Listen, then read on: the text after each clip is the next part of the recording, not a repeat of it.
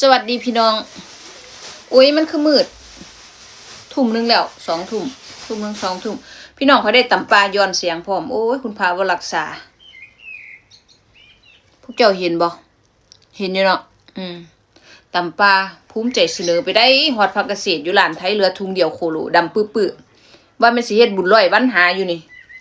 คุณพารักษาได้ผักบุ้งมาพร้อมลุยพี่น้องลุย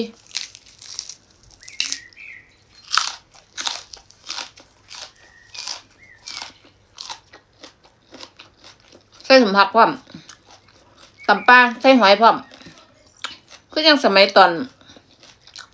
อยู่ประถมประถมบ่มียังบ่มีตำปลาสมัยนั้น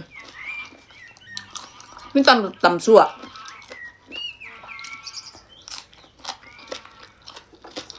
มีแหนมพร้อมพี่น้อง